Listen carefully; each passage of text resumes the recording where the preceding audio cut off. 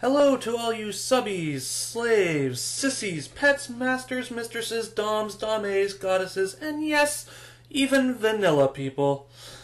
Welcome to BDSM You, your weekly informational BDSM podcast, as it were.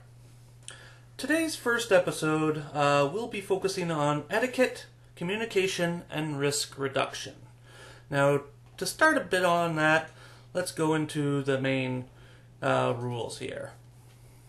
Now, BDSM etiquette is about respect and communication with your partner or partners.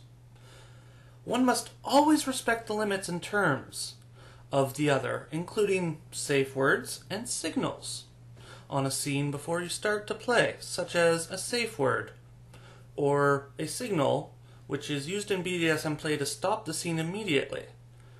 Now, most use green, yellow, and red, but it can be whatever you're comfy with, being a specific word that you both agree upon or some such.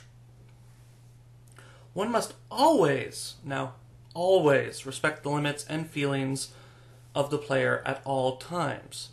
Play is not about pain. Please get this in your head. It's not about pain. It's about pleasure and helping your partner achieve that pleasure in whatever form it may be in. Now, that's the important part. It's all about pleasure, not giving pain. So always remember that.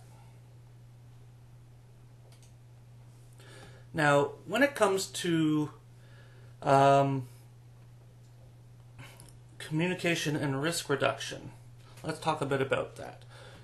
When with your partner, be sure to discuss your interests, pleasures, perceived needs, physical and mental limitations, past experiences, and most importantly, their STI status. Now, STI is short form for sexually transmitted infection, or STD, sexually transmitted diseases. Now, if you're unsure of your activity, then hold off until someone can teach you the proper safety aspects, or you can get a blood test and make sure that you are perfectly safe to play. Because, quite frankly, if you're not safe, then there's no reason to do it. Basically, being responsible is paramount to one's safety, so it's necessary to understand the risks involved in BDSM play and how to minimize them. BDSM activities are usually classed as low risk for HIV transmission, but this means only a small number of people are likely to have contacted HIV or passed on HIV while practicing BDSM. Of course, there are other dangers associated with some BDSM practices, and we'll get into that a little bit later. But even if negotiated, you should be prepared to end a scene quickly. So have an emergency equipment nearby, such as safety scissors, bolt cutters for metal / lock play and such, and of course a first aid kit, which is absolutely paramount. And that pretty much brings us to the close of this first episode. Next week we're going to have a little bit of a two-parter with a BDSM glossary, and in that I will be discussing all of the terms you hear in the BDSM lifestyle.